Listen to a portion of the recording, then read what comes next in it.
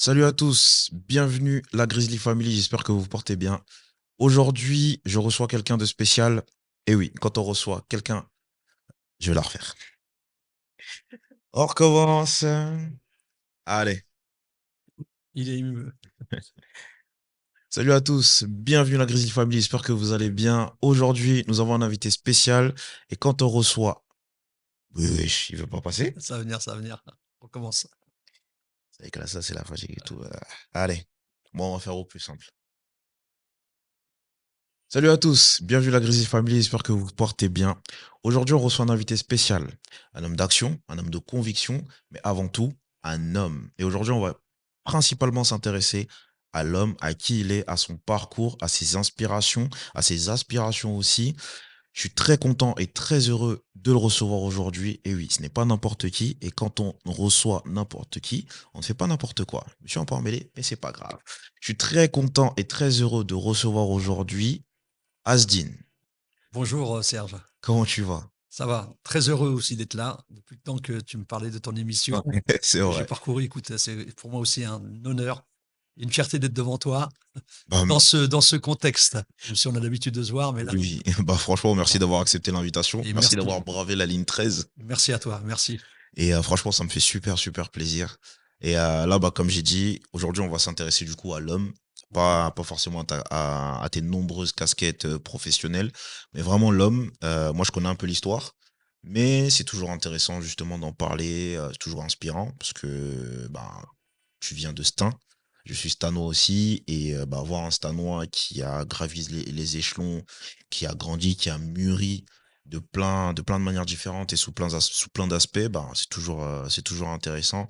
Et puis, bah, moi, j'avais hâte de faire cet échange. Bah, il y a Majda qui est passé. Là, aujourd'hui, toi. Sûrement d'autres viendront par la Bien suite, sûr. mais ouais, j'ai vraiment hâte de découvrir ou de redécouvrir ton parcours. Et puis voilà, on n'a plus qu'à y aller. Est-ce que tu es prêt? Je suis prêt.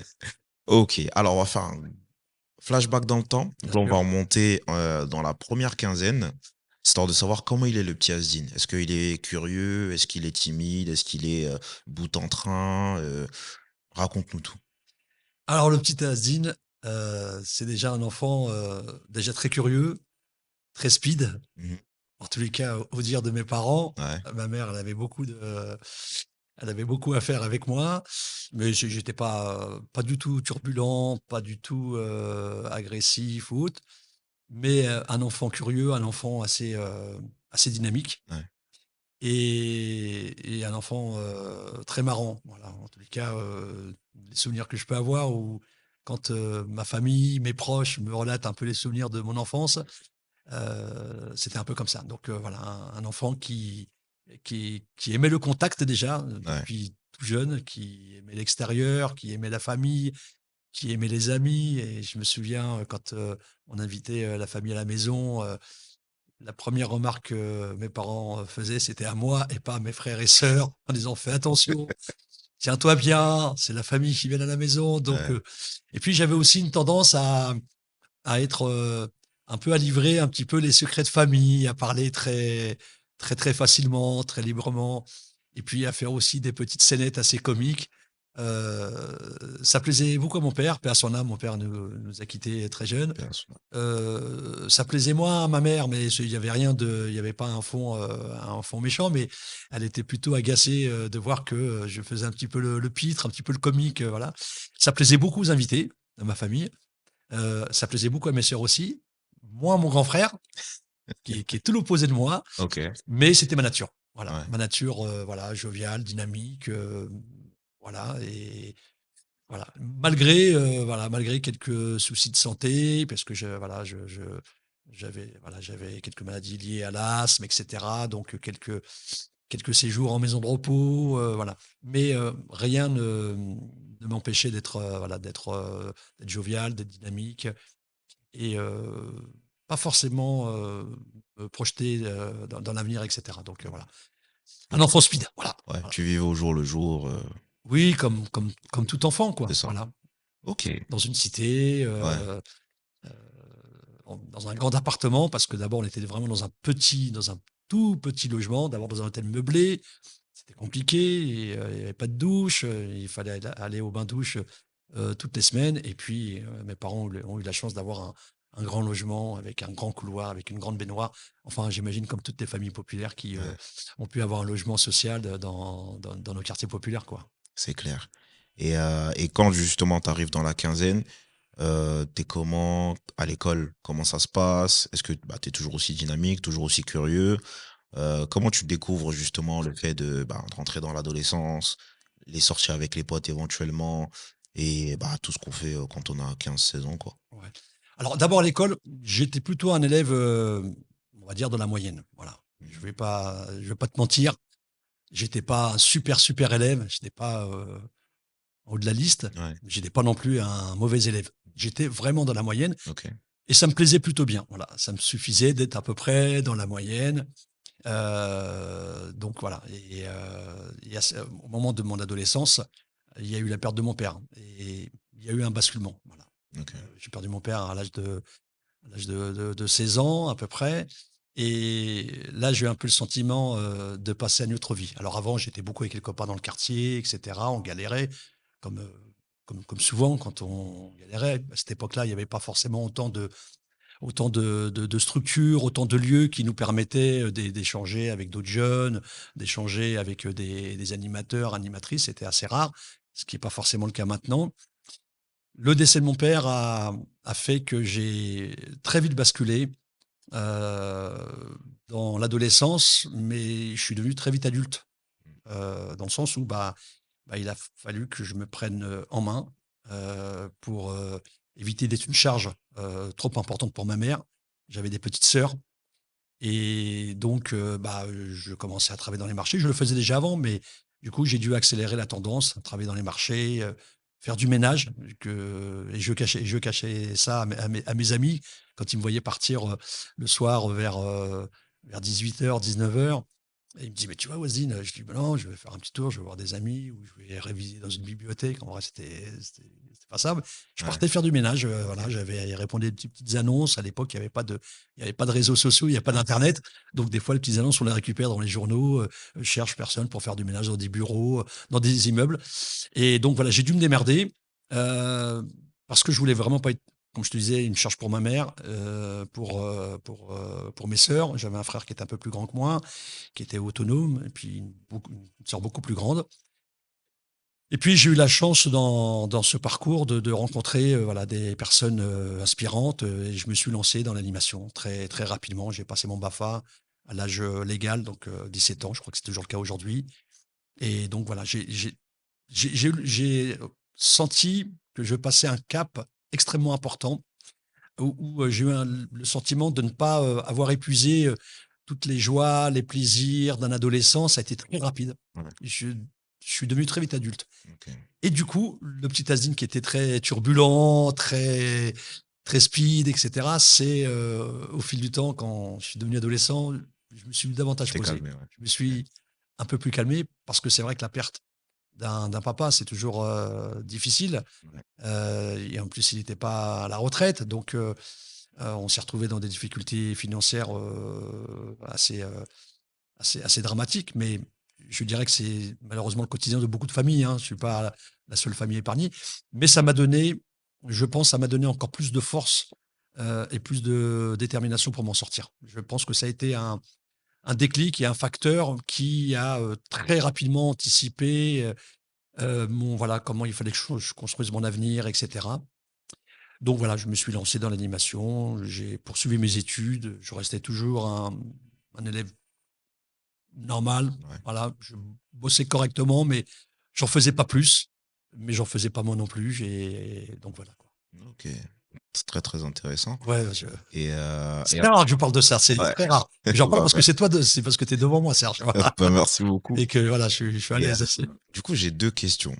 La première, c'est comment justement tu le vis, la perte, de ton papa? Parce que f on n'est pas préparé, Bah oui, bien surtout sûr. à cet âge-là. Ouais. Et la deuxième, c'est quelles sont tes ambitions après, pour la suite, après ça? Est-ce que tu commences à avoir une certaine vision, professionnelle qui commence à se dégager? Ou tu te dis: «Bon, je j'aime certaines choses, ça me parle, je vais aller plus dans cette direction et je verrai comment les choses vont se développer au fur et à mesure.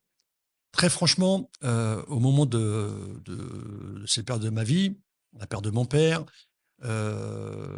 ensuite, j'ai trouvé le chemin un peu de l'éducation populaire en m'engageant en tant qu'animateur.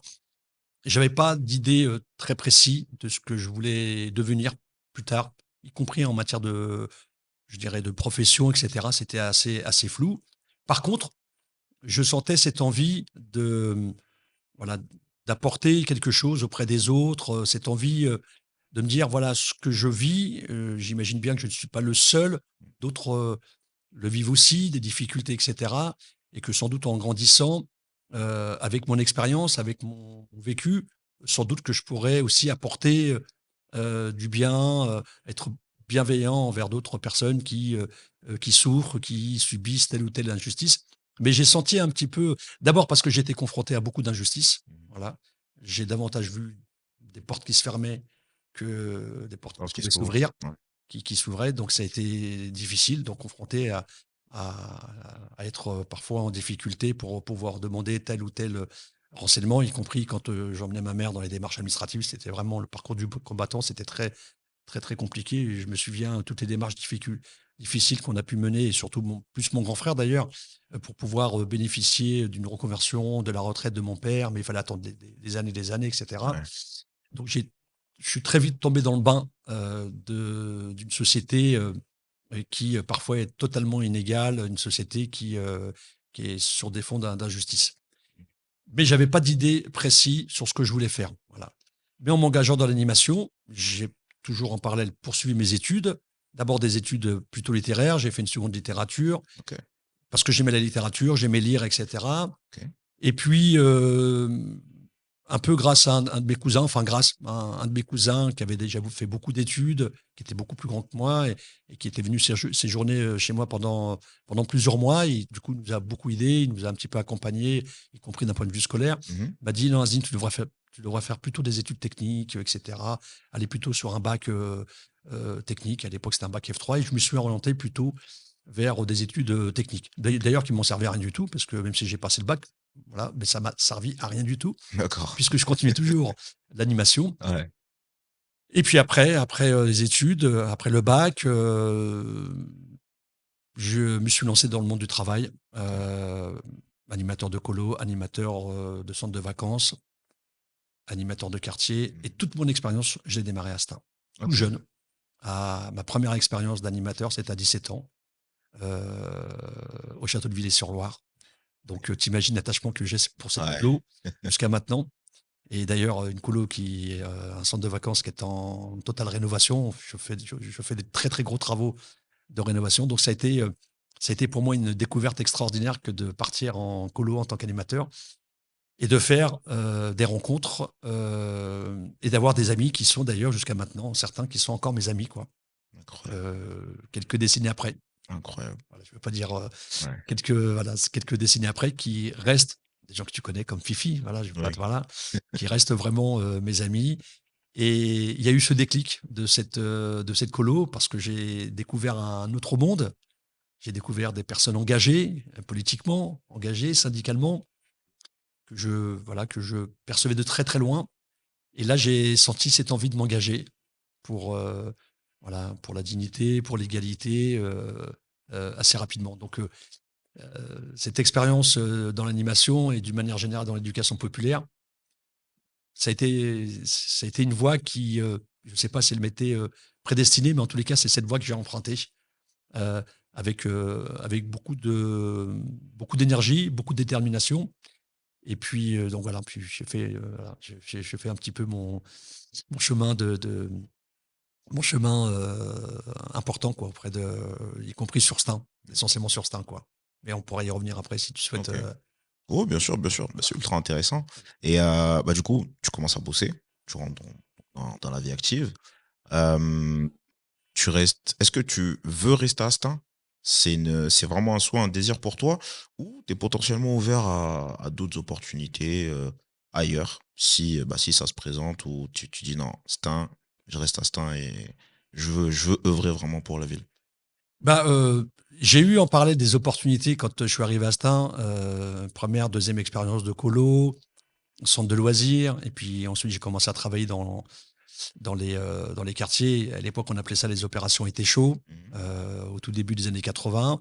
J'avais eu des opportunités, soit pour travailler à Aubervilliers et d'ailleurs, j'avais même fait, 2 colos à Aubervilliers OK, avec Aubert Vacances à l'époque. OK. Pareil, une ville qui était très bien engagée en matière, de politique enfant-jeunesse. Ouais. Comme les Testins, à cette époque-là, ils étaient au balbutiement, ils étaient vraiment au démarrage de mener en place une politique enfance, jeunesse, et cetera. Elle s'est davantage structurée, affirmée quelques années plus tard. Mais j'étais bien à Stein. Je me sentais très bien à Stein, avec des amis vraiment super. Et voilà, j'ai pas voulu à un seul moment quitter Stein, même si j'ai eu d'autres expériences dans d'autres villes en parallèle, parce que c'est toujours bien d'être confronté à la fois des expériences locales et puis Ouais, d'aller voir comment ça se passe autre part. clairement. Bah, ça permet en plus, quand on va voir autre part, de se dire bah, ce qu'on fait ici, c'est pas mal du tout. Ouais. On est pas si mal que ça en fin de compte, Ah, hein. c'est vrai. Voilà, mais j'étais tellement bien à Stein, j'avais un peu le sentiment de découvrir une seconde famille, puis la chaleur des gens, la fraternité et la solidarité qu'on pouvait vraiment ressentir de la part des Stanoises et des Stanois. Voilà, je dis souvent, ils m'ont directement adopté très très jeune, et donc j'ai voulu m'établir à Stein. Instinct. Alors en parallèle, c'est important que je le dise aussi, c'est en parallèle, j'ai aussi découvert, je parlais de l'engagement, mais il y avait un moment très, très important, c'était, lors de l'été, je ne sais plus si c'était en 83 ou 82, plutôt en 82, quand il y a eu des drames dans différentes cités. Je pense, à celle de La Courneuve, quand il y a eu un gamin qui s'appelait Toufi, qui a été tué par un des voisins, parce que le voisin était, on va dire, en colère, exaspéré, de voir qu'il y ait du bruit, et cetera, et malheureusement, il s'en est pris à un enfant de 8, 9 ans. Ça m'a fait un choc parce que, quelque part, je me suis projeté par rapport à ce gamin-là. Je me suis dit, à cette époque-là, j'étais un peu plus âgé, j'avais presque 17, 18 ans, et je m'étais dit: «Mais ce gamin-là, ça aurait pu être moi 10 ans avant, quoi». Mmh. Heu, Ce gamin qui jouait avec ses copains en bas et qui faisait du bruit, mais c'est normal comme tout gamin, C'est ça. parce que leur espace de jeu, leur espace de vie, c'était en bas de la cité, en bas de l'immeuble, et ce gamin se faire tuer, ça m'a bouleversé parce que, ça a été un drame, d'un gamin, mais aussi, j'imagine, de tous les habitants d'un quartier populaire. Ouais, clairement. Et à cette époque-là, il y a eu cette marche importante, la marche pour l'égalité et la dignité, à laquelle j'ai participé, en tant que manifestant, et ça a été un de mes premiers contacts, avec un engagement citoyen, Mmh. je dirais politique dans le sens noble du terme, OK. que de se battre pour l'égalité, pour la dignité et pour les injustices dans les quartiers populaires. Et là, j'ai pris conscience que, il y avait une forme, je dirais, de France à 2 voire 3 vitesses. Mmh. Voilà, la France des quartiers populaires, là où, heu, les familles ouvrières peinaient je dirais, à tenir les 2 bouts à la fin du mois, les familles venant des 4 coins du monde, et là, j'ai eu un engagement, très, très fort, pour justement, la question des quartiers populaires, et faire en sorte qu'on ne doit pas oublier, on ne doit pas abandonner les habitantes et les habitants des quartiers populaires. Ça a été un de mes premiers engagements, bah, qui a complètement structuré tout mon engagement jusqu'au moment où je te Aujourd'hui. parle, jusqu'à aujourd'hui, quoi. OK. Quelques décennies après. Ah bah, tu vois, c'est ultra intéressant. Bah, ça, je le savais pas par contre, Ouais, pas. J'avais pas la genèse du coup, tout à fait, ouais. de l'engagement. Et ouais, c'est vrai que bah, les années 60, 70, 80, il y a eu beaucoup de drames, Bien sûr. qui ont été très, très, très marquants dans les quartiers populaires. Et bah, chaque année, on s'en Surtout rappelle dans les toujours. années 80, ça a Ouais. été vraiment terrible. Ça a été une période très terrible, et ça coïncide aussi avec la montée d'extrême droite. Mmh. Voilà, et malheureusement, c'est encore d'actualité aujourd'hui. Donc c'était vraiment une période un peu particulière, ouais. Ouais, c'est clair. Mais bah, enfin, entre guillemets, «vous survivez à ça». Parce que moi, étant beaucoup plus jeune, à cette époque-là, je pense que j'aurais vrillé. Mais bon, heu, faut s'adapter. Bien sûr, Faut bien sûr, s'adapter, faut être plus malin, plus intelligent, même si des fois, les injustices, on n'aime pas ça. bien sûr. Ça, comme tu as dit, ça nous il y a de la forcément, il y a de la haine et de la colère Oui, parce que ta qui monte. génération, vous avez aussi vécu aussi des injustices, des Oui, inégalités clairement. qui étaient peut-être pas les mêmes, les mêmes que Ce que vous avez vécu, celles que j'ai vécues, et cetera. Mais malheureusement qui avaient la même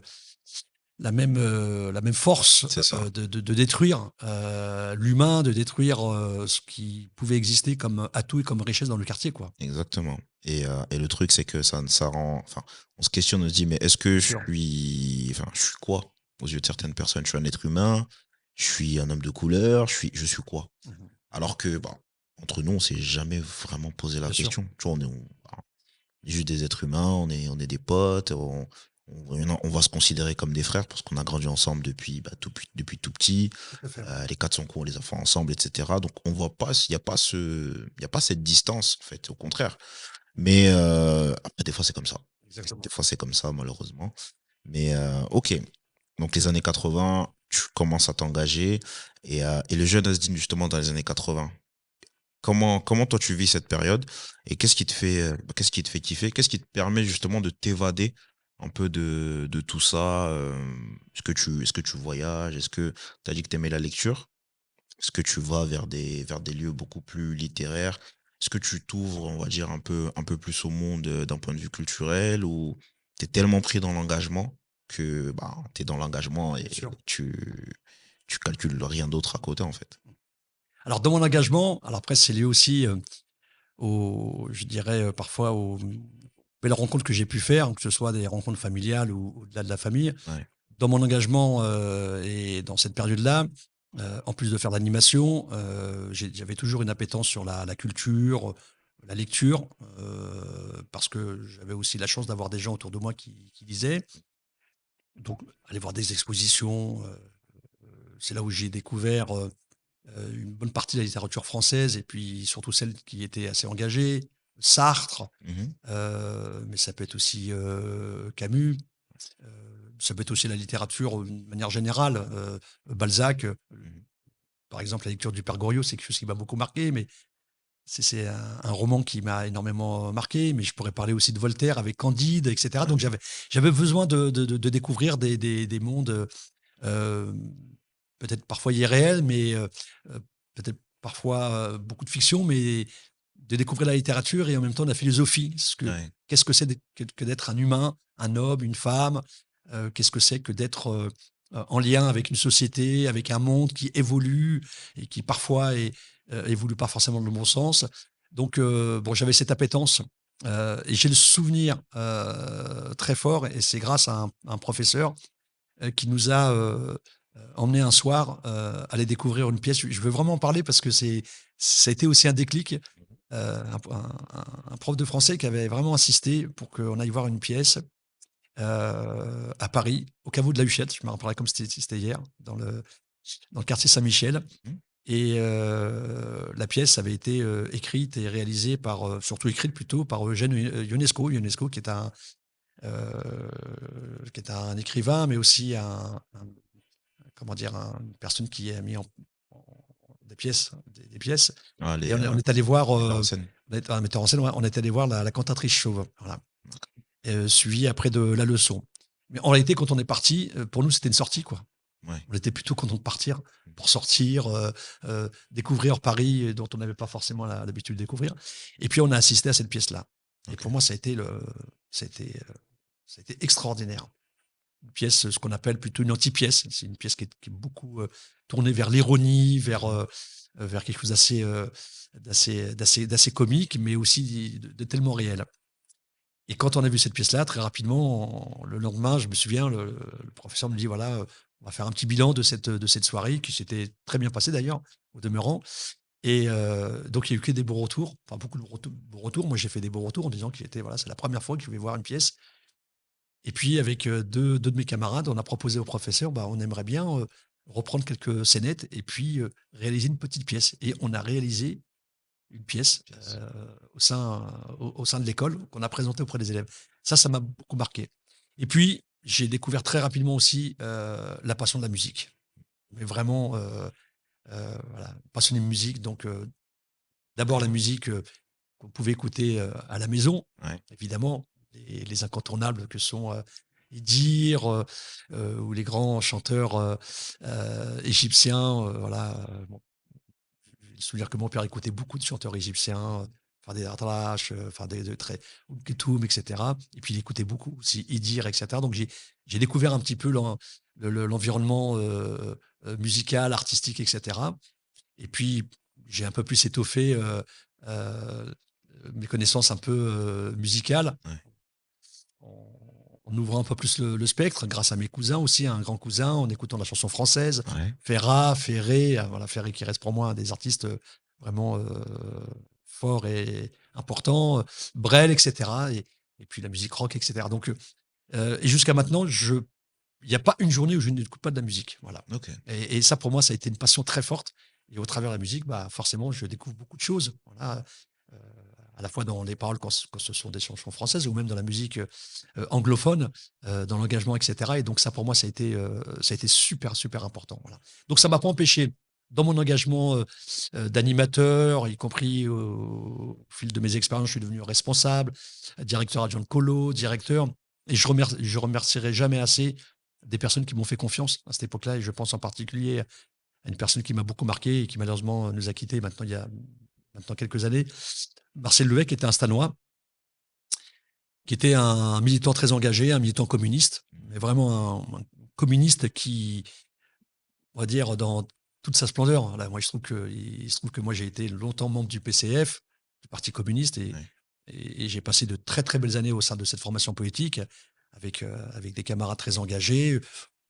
Parfois, il m'arrivait, même souvent, d'être parfois en désaccord sur la ligne politique du PCF, mais je reconnaissais, en tous les cas, leur constance et je reconnaissais leur détermination à lutter contre toutes les formes d'inégalité, contre toutes les formes d'injustice qui existaient un peu partout dans le monde.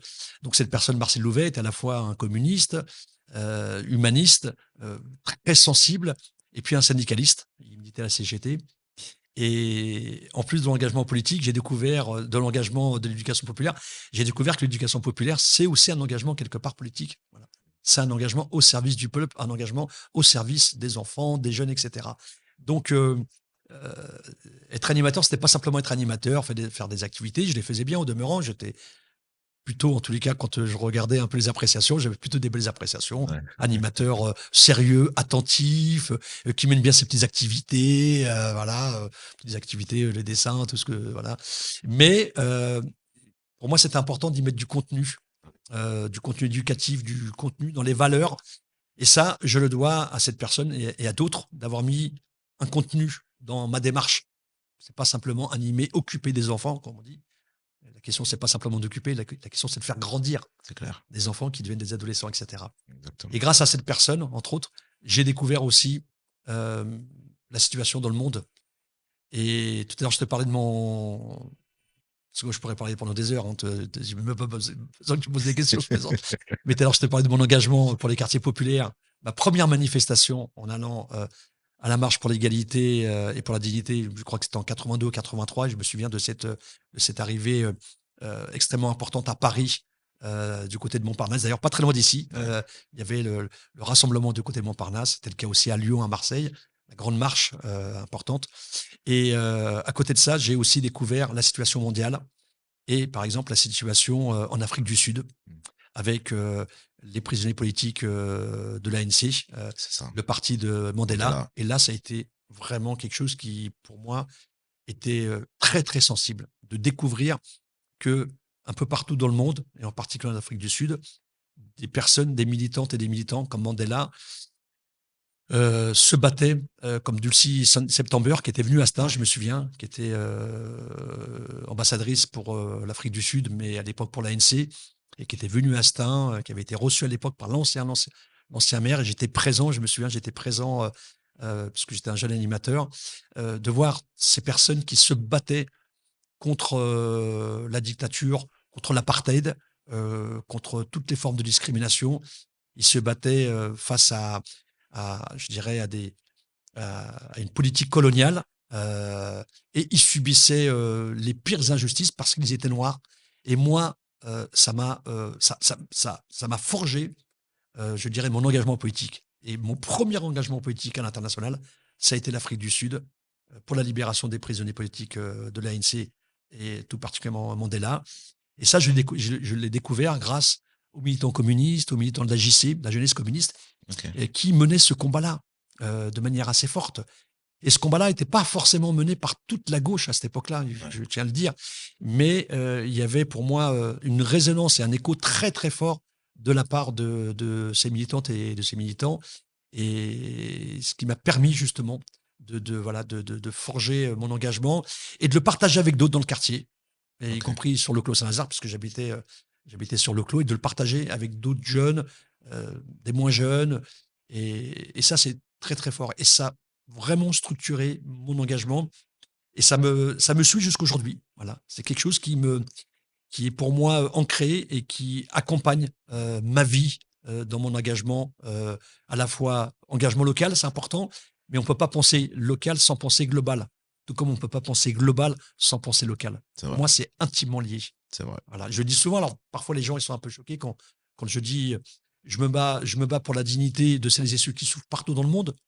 Tout à l'heure, je parlais de l'Afrique du Sud, mais je pourrais parler de la situation au Congo, je pourrais parler de la situation en Palestine, qui est un engagement très très fort pour moi, mais je pourrais Mmh. parler de la situation des Ouïghours et de bien d'autres, de ce qui se passe en ce moment, justement, sans se soucier de la dignité dans le monde. Et Astin, pour moi, c'est intimement lié. Ouais, C'est intimement lié parce que Astin, c'est une vue de monde. Astin, il y a plus de 90 nationalités. ouais. Il y a des personnes qui sont Astin, soit parce qu'ils ont fui la misère, mais beaucoup d'entre elles sont instinctes parce qu'elles ont fui la dictature, elles ont fui l'oppression, etc. Donc ça, on peut pas le déconnecter, je dirais, de la réalité plus large, quoi. Ah non, Voilà. c'est clair, je suis assez d'accord.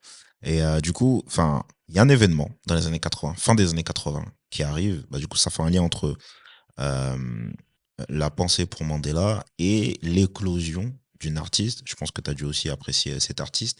Est-ce que tu vois de quel événement je parle ou pas? Ça a été retranscrit mondialement à la télé. Je crois que c'était un concert de 24 heures, si je dis pas de bêtises. D'une artiste ou d'un Non, artiste? d'une artiste D'une artiste. qui clôt le concert alors qu'à la base, ce n'était pas elle qui était prévue. Ah, tu me poses une colle là, d'accord. Parce que bon, pourtant, j'ai bien suivi tout le combat et toutes celles et tous ceux qui étaient vraiment Je crois que c'est en 89. étaient possible attachés au combat Je crois que c'est en de 89. Mandela et de l'Afrique du Sud Ouais. contre l'apartheid. Bon, moi, à l'époque, il y avait un grand artiste sud-africain, Johnny Clegg, qui était. Rapproche-toi du micro.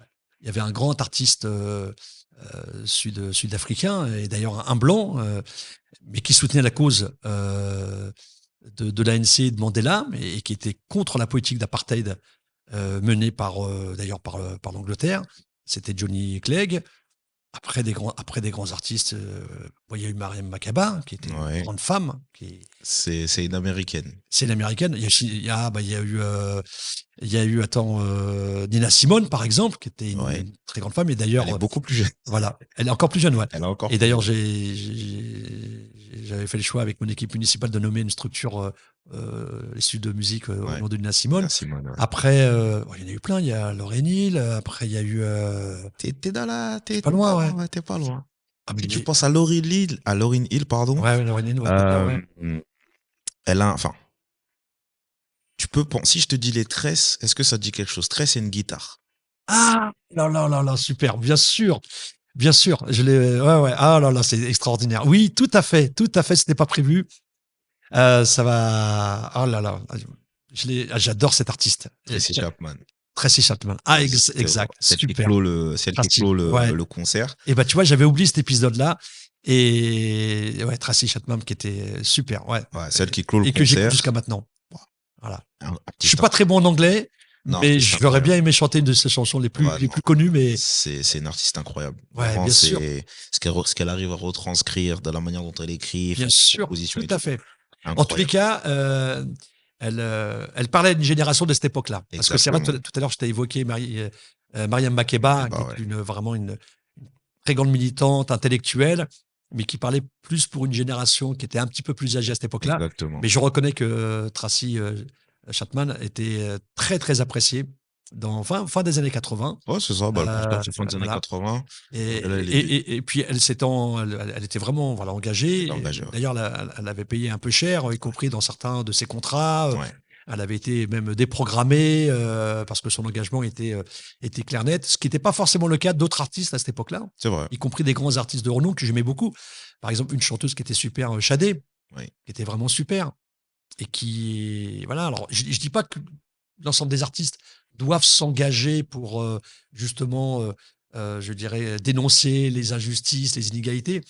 Mais quand on est un artiste et qu'on voilà et que dans ses chansons, on fait partager des valeurs fortes de fraternité, de solidarité, bah, il faut franchir le pas. Oui. Voilà et il faut franchir surtout quand le combat qui était mené par Mandela et bien d'autres était un combat pacifiste, tout comme celui qui avait été, mené, aux États-Unis dans le cadre Des droits des civiques, ouais, droits civiques, avec Martin. avec, Martin Luther King et bien d'autres, voilà. Mais heureusement qu'il y a eu des artistes et c'est pour ça que j'ai toujours une admiration, des artistes, qui chantaient et cetera parce qu'il y avait beaucoup d'engagement derrière. Je pense à enfin, il y en a plein, j'en ai plein en tête, mais ça, c'était important et par contre, il y avait des artistes qui avaient une notoriété, internationale qui, pour autant, ne s'engageaient pas ou en tous les cas, quand ils s'engageaient, c'était toujours sur le côté un peu humanitaire pour éviter de froisser les uns les autres. Ouais. Après, j'admire leur engagement. Je pense à Michael Jackson, tout ça. Donc, ils avaient un engagement, mais ça restait assez mesuré. Oui. Mais par contre, certains n'osaient pas, enfin, étaient sans pitié, s'engageaient vraiment aux côtés des opprimés. D'accord. Et c'était l'exemple de Tracy, c'est tout à fait ça. Mais on pourrait citer aussi l'exemple de Bruce Springsteen qui Ouais, était clairement, très, très fortement engagé clairement. heu et qui était un fervent partisan de la cause, du peuple, sud-africain, quoi, Ouais. hein. Et il avait même apporté son soutien à Mandela. Mais on pourrait même parler d'artistes français, Bernard Lavilliers, qui, à chaque fête de l'UMA, avant la libération de Mandela, chantait toujours des chansons en hommage à Mandela et Mandela, cetera et à c'est tous les vrai, prisonniers, quoi. C'était extraordinaire, quoi, voilà. Ça, c'est c'est clair. ça, c'est quelque chose qui te forge, hein, Ah bah dans oui. l'engagement et qui reste, enfin, c'est quelque chose qui est indélébile. C'est-à-dire que tu peux pas faire disparaître, même maintenant à mon âge, je peux pas le faire disparaître. Je milite autrement, et cetera, mais c'est des choses qui, pour moi, sont ancrées, quoi. Ah, c'est clair. OK. Alors là, donc là, on est, dans la vingtaine, bien entamé. Là, on se dirige vers la trentaine. Quand tu rentres dans ta trentaine, allez, entre 30 et 40 ans, est-ce qu'il y a un switch qui s'opère? Est-ce que, ta vision des choses change d'un point de vue personnel, même d'un point de vue professionnel? Est-ce que tu aspires à autre chose? Et surtout, bah, tu sais, généralement, on est dans la trentaine, donc on veut être plus posé. Généralement, on pense à avoir un petit chez soi tranquille, sa petite vie de famille, machin et tout. Ou toi, tu es toujours en mode non, plus dans toujours dans l'action et on va dire, tu verras ça après. Ouais, toujours dans l'action. D'ailleurs, on va dire, j'ai davantage privilégié l'action, l'engagement que, je dirais, on va dire la vie familiale. Je parle dans cette période-là, Mmh. même si j'étais toujours en lien avec ma famille, c'est pas un souci, mais et d'ailleurs, ma famille, appréciait aussi mon engagement, mais j'étais vraiment dans l'action. Mais par contre, il y a eu un moment où c'est important, après 25 ans, la trentaine, où je voulais aussi, aller beaucoup plus loin. Mmh. C'est-à-dire que c'est bien d'aller dans l'action, mais je voulais aussi quelque part participer à à mon niveau, très modeste, à essayer de transformer les choses. Voilà, Mmh. participer, pas être simplement dans l'action pour être dans l'action et cetera, mais à me dire peut-être que avec mon expérience, ma petite expérience, avec ma la vision que je porte sur et le regard que je porte sur, la société et puis sur le monde de manière plus générale, sans doute que, je pourrais aussi, apporter, une touche pour transformer cette société et cetera. Non pas, je dirais heu faut pas être dans une démarche un petit peu, bon, on va mettre un pansement dans une jambe de bois et cetera, mais me dire qu'il faut vraiment, changer, transformer les choses. Et là, il se trouve que, il y a un moment important dans ma vie, c'est quand, l'ancien maire de Stein, Louis Piernat, paix à son âme, qui était vraiment un grand bonhomme, qui a été un maire qui a beaucoup marqué, notre ville et pour lequel j'ai beaucoup d'affection et il nous a quittés il y a quelques années et j'ai une grande admiration. Il fait partie des personnes inspirantes. Louis Pernin m'a sollicité en 1989, j'étais tout jeune, pour, rentrer dans son équipe municipale OK.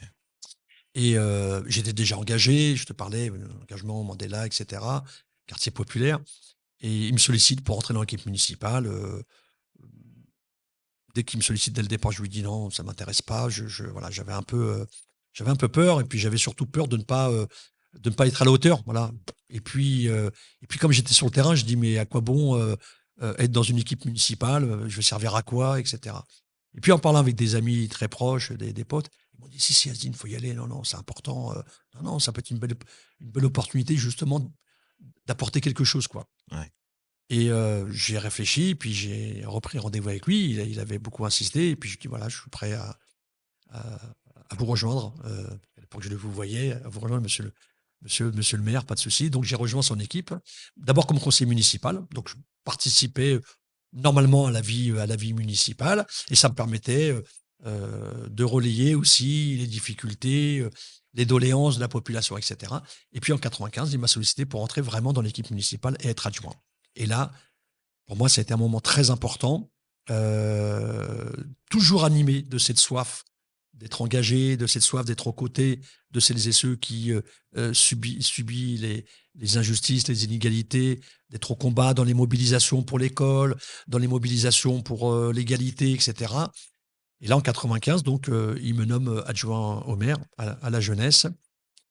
Et là, tu rentres dans le grand bain de l'action politique. Voilà. Ouais. Et moi, à cette époque-là, l'action politique et puis le combat, je le voyais comme un peu un monde un peu de bisounours. Tout le monde il est gentil, tout le monde il est beau, etc. Je découvre un monde avec des gens formidables, des gens vraiment engagés, des militantes et des militants, euh, qu'ils soient élus ou pas élus, mais vraiment engagés, avec des valeurs, des convictions, et vraiment en adéquation entre ce qu'ils pouvaient dire et ce qu'ils faisaient. Ça, c'est important, dont les personnes que je te citais tout à l'heure. J'ai vu aussi un monde, c'est un peu à l'image de la société, mais là, un monde d'opportunistes, quoi. Un monde Mmh. qui, en réalité, s'intéressait davantage à leur carrière, à à leur intérêt personnel. Et je pensais pas que ça existait dans la politique. Je pensais que la politique, c'était vraiment un milieu où toutes les personnes, quelles que soient leurs idées, même si on n'est pas d'accord avec des gens de droite, etc. Je parle même pas de. Pour moi, il était hors de question de parler avec l'extrême droite, et c'est encore le cas aujourd'hui, c'est quand même terrible. Mais j'étais plutôt dans l'idée que bon, bah, tout le monde était là dans un engagement, et je me suis aperçu quand même il y a des gens qui tirent un petit peu les ficelles de leur côté, etc. J'ai mis du temps à comprendre, à pouvoir, j'ai mis du temps à m'acclimater à cet environnement, et parfois être, voilà, être un peu naïf, etc. Mais j'ai découvert un monde à la fois assez contradictoire, très intéressant dans l'engagement, des gens mais vraiment épris de justice, de dignité, et puis des gens voilà, qui étaient plutôt calculateurs, quoi. Ouais, des Et je intérêts. découvre ça. Mais en même temps, cette expérience d'adjoint a été pour moi un moment formidable. J'étais adjoint pendant au moins 3 mandats, parce que ça m'a permis aussi d'apporter ma petite pierre à l'édifice, d'apporter ma contribution, ma petite touche pour transformer un certain nombre de choses à Stein, y compris en direction de la jeunesse, en direction de l'enfance, en direction des quartiers, etc. Et je me souviens, j'avais dit à l'ancien maire, j'ai dit voilà, je veux bien accepter de rentrer dans ton équipe, mais s'il y a bien une chose que tu ne me retireras pas, c'est d'être sur le terrain. Voilà, d'être connecté sur le terrain. Voilà, moi je pourrais te rapporter, te faire part un petit peu de ce que les gens ressentent sur le terrain, etc. C'était un maire apprécié, hein, déjà.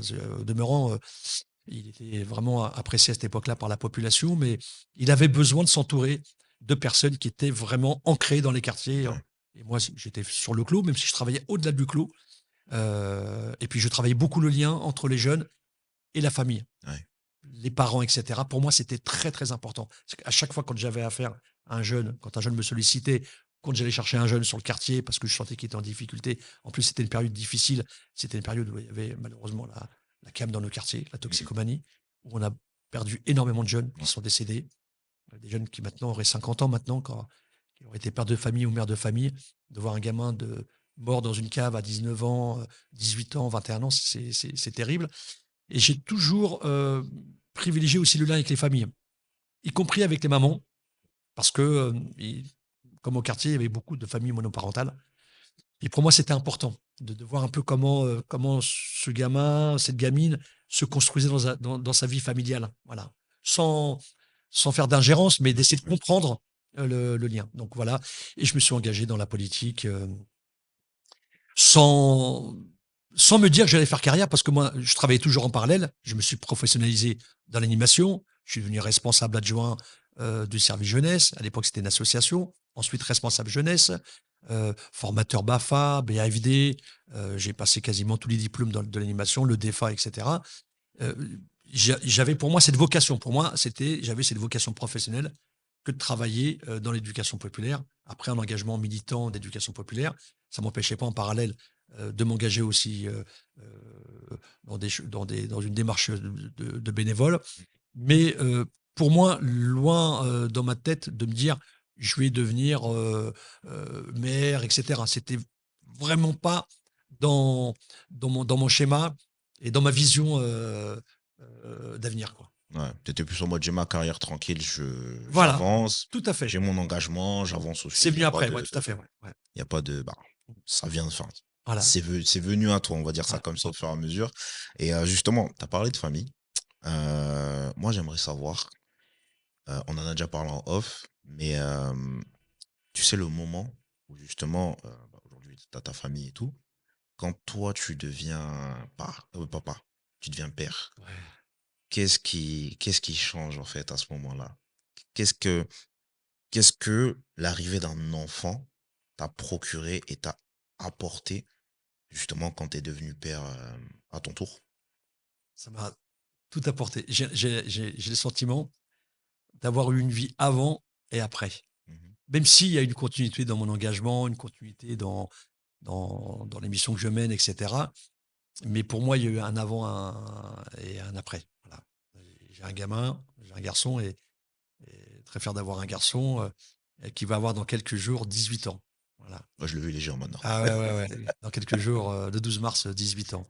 Ça a été un bouleversement total Mmh. pour moi et comme pour mon épouse, hein.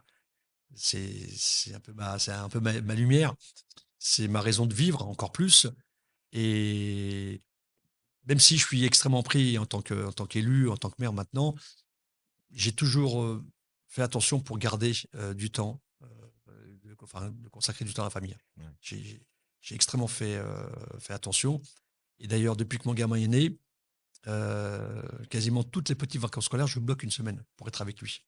Pour moi, c'est important. Mmh. Et d'ailleurs, je le dis à mes collègues élus. Je pousse mes collègues élus à prendre le temps de consacrer, heu du temps à la famille, à ses proches.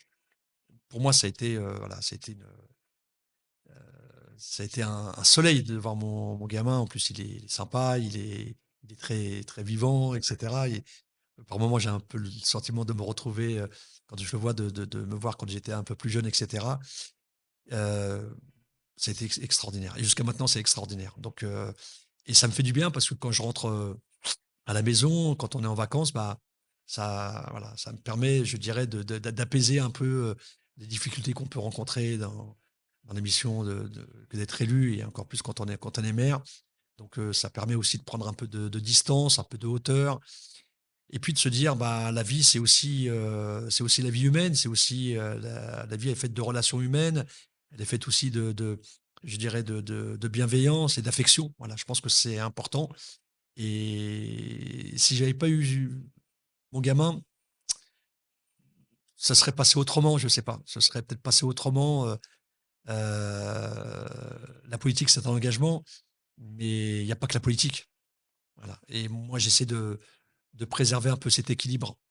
Mon engagement, la vie familiale, ce qui, relève de ma vie privée et cetera. Il faut trouver un équilibre. Juste milieu, ouais. Même si ce n'est pas simple, mais il faut se le voilà, il faut se fixer un cap là-dessus et pour moi, ça a été quelque chose d'extraordinaire et je prends encore plus de plaisir de le voir grandir.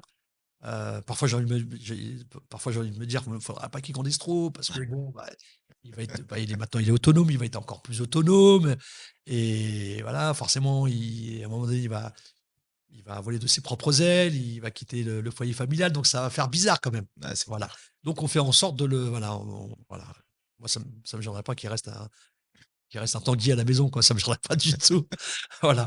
Mais c'est magnifique que d'avoir un enfant ou des enfants. Là, j'en ai un et je suis très, très, très heureux et je sais que ma femme elle l'est d'autant, peut-être encore plus quoi. Donc c'est C'est Incroyable. super, ouais.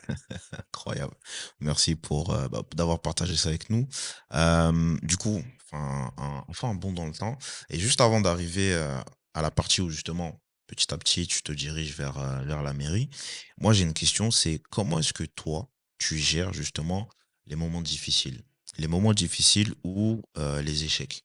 Parce que, bah, il y a la façade, comme je te dis, on te voit toujours devant, tatati, tatati, tatata.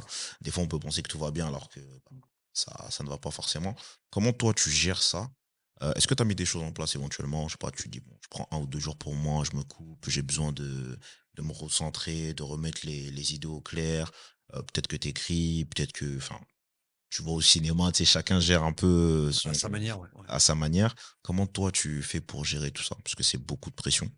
Et ça au-delà de la pression, ça demande aussi de beaucoup donner et c'est qu'en termes enfin, énergétiquement parlant, c'est très, très, très pesant. Moi, je me suis fait de toute façon une idée depuis très longtemps et encore plus maintenant. Je pars du principe, quand on donne, on donne. Faut pas forcément attendre à À recevoir aussi. recevoir, ouais. Voilà, on donne. Et c'est parce qu'on a envie de donner. Voilà. Et c'est parce que c'est quelque chose qui est au plus profond de ton esprit et de ce que tu veux apporter. Voilà. Mmh. Et, heu, et parfois, quand on donne de son temps, de sa disponibilité, de son engagement, bah, on se retrouve parfois dans des situations un peu compliquées parce que il y a aussi des personnes qui sont en attente de quelque chose et qui pour autant vont pas forcément prendre l'initiative d'essayer de sortir un petit peu des difficultés, et cetera. Mmh.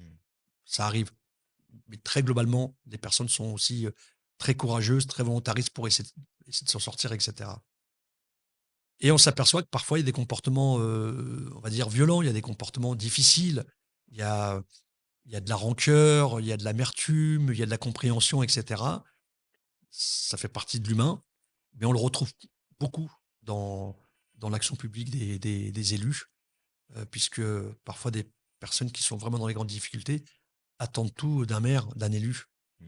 Heu, Parfois ils ont l'impression que j'ouvre le tiroir de mon bureau, je sors, des clés de logement, un contrat de travail, une place en crèche, et cetera.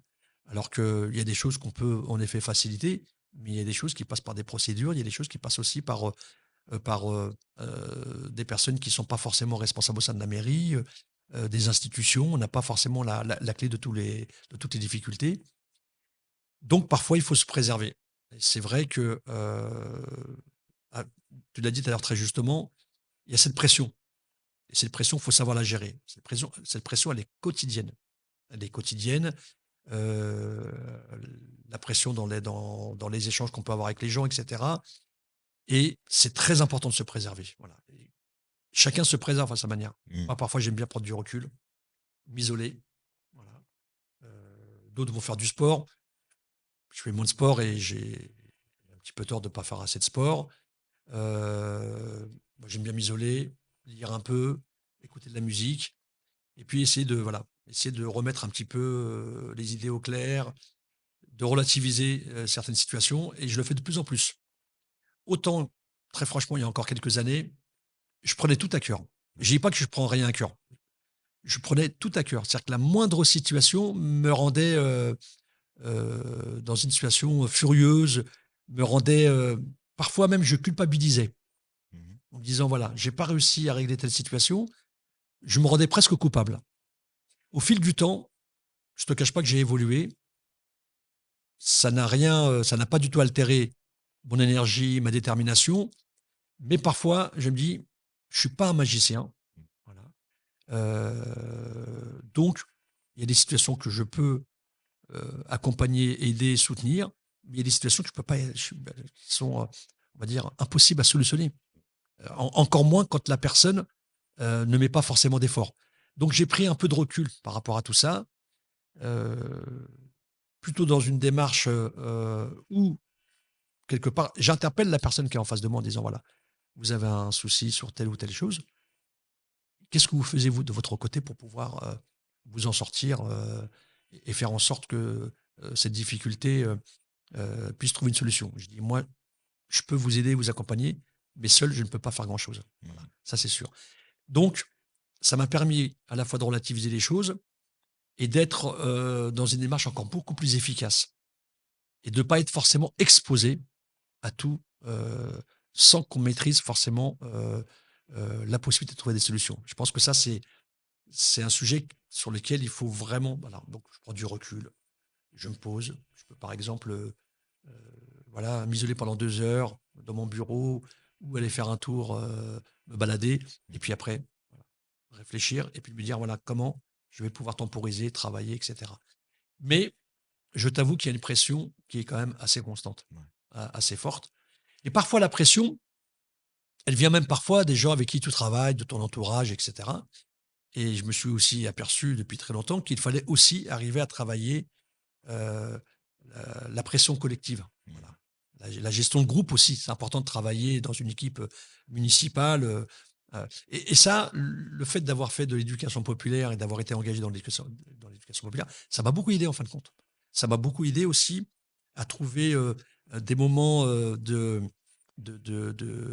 des moments de modération, des moments où on essaie de temporiser des situations et cetera, où on essaie d'échanger, de discuter et cetera et ça, on l'apprend beaucoup dans les méthodes, d'animation, dans les méthodes pédagogiques, dans l'éducation populaire, justement à faire, à éveiller, je dirais la dynamique collective, la réflexion collective et cetera et ça m'aide et je l'utilise jusqu'à maintenant en plus. OK. Ah, De manière inconsciente, mais ouais. j'utilise Ça, ces c'est méthodes. c'est ancré, ça y C'est est. ancré. J'utilise ces méthodes-là justement dans cette démarche, de participation, dans cette démarche de collaboration, de réfléchir et bien sûr, l'individu joue un rôle important, mais l'individu joue un rôle encore plus important quand il le fait au service d'un collectif. C'est clair. C'est encore plus important, voilà. OK, ça marche. OK. Alors là, on avance encore un petit peu dans le temps. Hem, à quel moment, justement, tu te dis: «Bon, là, comme tu le plus gros de ta carrière, tu es déjà en train de le faire. L'engagement, tu es engagé depuis pas mal d'années». À quel moment il y a le switch pour te dire: «Ah, potentiellement, la mairie, ça peut être intéressant, je me vois bien maire»? Ou tu as dit: «Non, finalement, Azine, tu as peut-être le potentiel pour être maire»? Alors je vais être très franc avec Mmh. toi. Déjà quand je travaillais comme animateur au service, jeunesse, Mmh. c'était géré par une association, je me souviens, c'était l'association Jeunesse Formation Loisirs, la JFL, qui était une très grosse association et qui gérait toutes les activités jeunesse, culture, formation et cetera. Déjà quand j'étais jeune animateur, et que je commençais à côtoyer les élus, sans être forcément, élu, mais même quand je suis devenu élu, mais j'étais toujours sur le terrain, j'avais toujours mon activité professionnelle. Souvent les jeunes que je voilà, que je côtoyais, que j'encadrais ou les familles que je croisais, que je côtoyais, souvent me disaient: «Ah ça va monsieur le maire». Déjà à l'époque, ils m'appelaient monsieur le maire. Mais je Ouais, suis sérieux quand je dis ça, hein. Même jeune, et je leur dis: «Arrêtez, arrêtez, dites pas n'importe quoi». Enfin pour moi je prenais ça comme voilà, c'était plutôt un compliment, mais je faisais même pas attention. Pour moi, c'était bon, ils ont le droit de rêver et cetera. ouais, On lui dit: «Ah monsieur le maire, ça va, nin nin» et souvent ça c'était devenu récurrent, mais ça m'a jamais, ça m'a jamais gonflé la tête. J'aurais pu me dire: «Ah ouais, tiens, attends, on regarde devant la glace. Ah oui, ils ont pas tort, monsieur le maire, oui, mettre le costume, ouais, je vais être le maire» et cetera.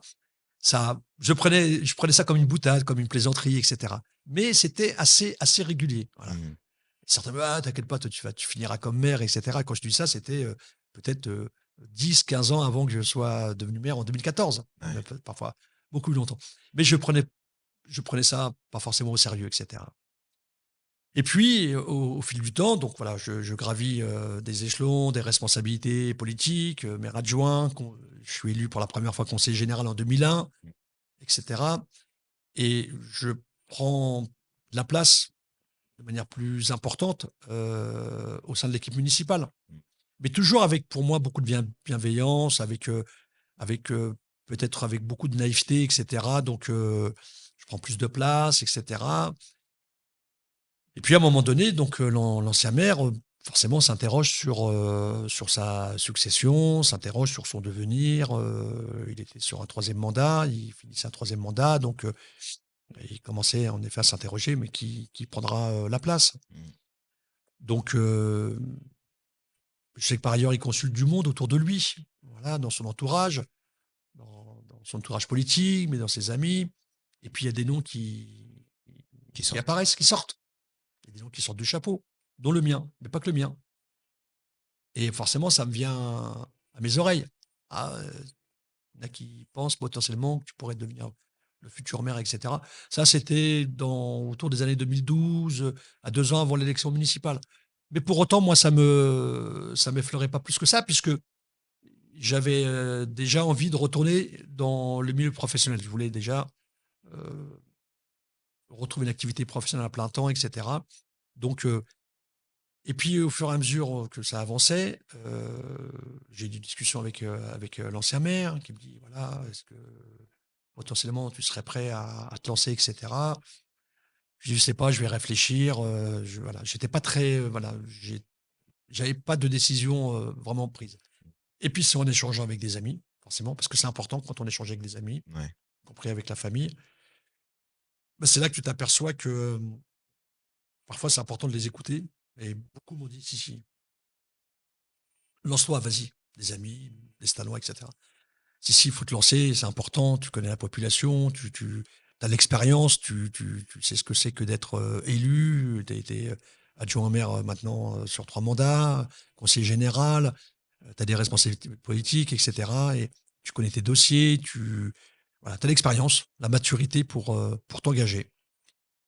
Et en effet, j'ai pris à un moment donné cette décision de me dire: «Allez, je vais me lancer sur les élections, municipales 2014».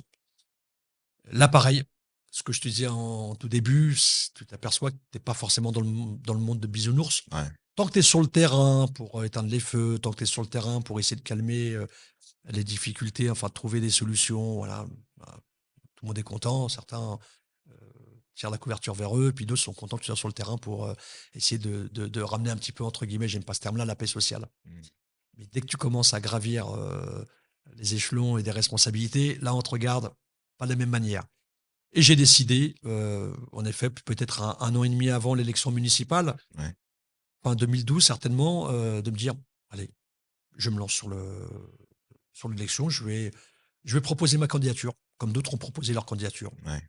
Il y a eu des primaires, 2 primaires et qui m'ont, permis d'être largement en tête et puis est arrivée l'élection 2014. Je sais que, y compris dans ma famille politique, elle n'a pas forcément plu à tout le monde Mmh. et je peux le comprendre, voilà. Pour certains, ça a été un choc, voilà, de dire: «Oh là, mère, d'origine étrangère», je sais que ça a été un choc pour certains, voilà. Parce que parfois on ne nous considère pas comme français à part entière, Oui. voilà. Heu, parfois, on nous fait rappeler qu'on est de telle origine et c'est important d'avoir nos origines Ouais, clairement. et nos origines et le fait de revendiquer, sa totale citoyenneté et son attachement à la République française n'est pas pour moi du tout antinomique, au contraire. C'est vrai. Pour qu'un enfant, un jeune puisse se projeter dans son avenir, il faut qu'il sache d'où il vient, ses origines, C'est vrai. et quel que soit le pays d'ailleurs, tu vois? C'est super important, c'est lié. Et là, je me lance. Mais par contre, j'ai vu qu'il y avait une adhésion, populaire très forte. Et c'est cette adhésion-là, ce sentiment, je dirais de fierté, exprimé par beaucoup de Stallois, qui m'a donné envie de m'engager et de me présenter aux élections municipales, en 2014. Voilà, et d'être élu maire, voilà, dès 2014 et jusqu'à maintenant. Donc c'est mon 2e mandat là, j'arrive à la fin de ce mandat-là. Dans quelques jours, il y a les élections municipales et j'ai décidé, de me représenter une nouvelle fois pour un 3e mandat. Heu, je le dis très, très clairement parce que j'estime qu'il y a beaucoup a été fait, mais il reste encore beaucoup à faire Mmh. et j'aime bien mener un travail. C'est un plus sans fond, hein. Je pars du principe que le travail, l'engagement, il est, interminable. Mais, il y a des choses que j'ai engagées, dans l'action municipale avec mon équipe, avec les partenaires, avec les services, et je souhaite aller au moins jusqu'au bout de beaucoup de projets qui me Ouais. tiennent à cœur et sur lesquels je travaille depuis de très nombreuses années et je voudrais pas que ce soit d'autres qui, on va dire, récupèrent un peu Récupère. le fruit de cet engagement, de cette énergie qui n'est pas liée que, à mon engagement propre, mais dont j'ai évidemment énormément contribué dans un collectif, beaucoup de projets, que ce soit dans le domaine de l'éducation, que ce soit dans le domaine du logement, que ce soit dans le domaine du développement économique, et dans bien d'autres domaines, les sports, la culture. Beaucoup a été fait, je le dis souvent, beaucoup a été fait, mais il reste encore beaucoup, beaucoup à faire. Parce que les besoins et les attentes de la population sont tellement énormes et j'ai toujours ce fil conducteur, c'est de tout faire pour que nos populations, nos habitantes et nos habitants, et tout particulièrement Instinct, mais d'une manière générale dans les quartiers populaires, tout faire pour que la République reconnaisse ces quartiers populaires, qu'il y ait l'égalité républicaine dans nos quartiers populaires et la dignité. Et je pars du principe que ce travail-là, c'est un travail sur le long terme et qu'il faut encore le poursuivre, le conforter et l'amplifier. Voilà une des motivations qui m'a amené à me présenter une nouvelle fois à l'élection municipale dans quelques jours. Ok, ça marche. Je sais pas si c'était prévu d'en parler, mais Non, bon, non, voilà, c'est. hein, En faire un fait, peu de politique, quoi. Donc, c'est. Non, t'inquiète, y a pas de souci. Bah, merci du coup beaucoup pour ton retour suite à ça. merci à toi. Ouais. Là, on s'approche de la fin, mon cher Asdine. Un échange très très très enrichissant. Euh, J'essaie, voilà. tu t'es beaucoup livré. Tu t'es Bah, tu vraiment m'as aidé beaucoup aussi un livré. peu quand même, Serge. Tu sais, quand on a en face quelqu'un qui te met à l'aise, voilà, on se connaît en plus et qu'on apprécie beaucoup, donc c'est plus. Tu vois, j'ai même pas l'impression que c'est une interview. C'est J'ai un peu l'impression que c'est un échange. l'impression d'avoir quelqu'un qui travaille sur voilà, qui doit rendre un rapport, comment dire, universitaire, une étude, etc. Donc voilà. Et puis voilà, je le fais de manière. Et c'est vrai que c'est assez rare que de me livrer comme je l'ai fait aujourd'hui. Ah ouais, non, j'ai appris beaucoup de choses. Je le fais pas tout le temps. Il y a encore beaucoup de choses à dire, mais voilà. J'ai appris vraiment beaucoup de Ouais. choses. Bon, merci beaucoup, Azine, d'être venu. Merci à toi Est-ce que tu beaucoup. as un dernier mot éventuellement que tu aimerais adresser avant qu'on se quitte? Oui, un dernier mot. Enfin, j'ai tellement de choses à dire. Euh, ouais, parce qu'il y a un contexte. J'ai envie de le dire de manière générale, parce que je parlais de mon engagement et mon engagement politique, pour moi, il est fort. Mm. Et cet engagement politique, c'est pas un engagement, on va dire, de politicien. C'est un engagement pour les autres. C'est un engagement pour servir et faire en sorte que celles et ceux qui souffrent le plus le soient moins dans un avenir beaucoup plus solidaire, fraternel. Euh, Évidemment, je suis très très inquiet par le climat qui existe en ce moment, à la fois en France, euh, mais même localement. Euh, En France déjà, avec la poussée des forces fascistes. Et je Mhm. pense qu'il faut mettre des mots justes à côté de ce qui se passe. Voilà, on a une émergence euh, de comportements fascistes, racistes, qui se libèrent. La parole se libère. Je suis très, très, très inquiet. J'en ai été, moi, une des victimes. Voilà, la fachosphère qui est venue à Stein, qui est venue dans ma mairie, un groupuscule d'extrême droite, Action française, etc. J'en ai fait les frais parce que ces gens-là connaissent mon engagement qui est vraiment aux antipodes de leur engagement. Euh, donc forcément, il y a une situation qui est préoccupante, qui est sur un fond de violence, qu'on retrouve aussi, même localement. La preuve, depuis près de 30 ans, le FN ne se présentait pas aux élections municipales et ça va être le cas dans les prochains jours. Le RN, mais pour moi c'est pareil, c'est le FN, la même chose. À cela s'ajoute une situation de désordre total à l'échelle mondiale. Ce qui se passe en ce moment en Iran, ce qu'on voit dans la politique que mène à la fois Israël, Netanyahou, qui est un voyou, je dirais, qui est un criminel de guerre, et Trump. Donc il y a de quoi s'inquiéter. Il y a un désordre mondial qui est extrêmement préoccupant. On a vu ce que ça a donné la Libye, l'Irak, la Syrie, etc.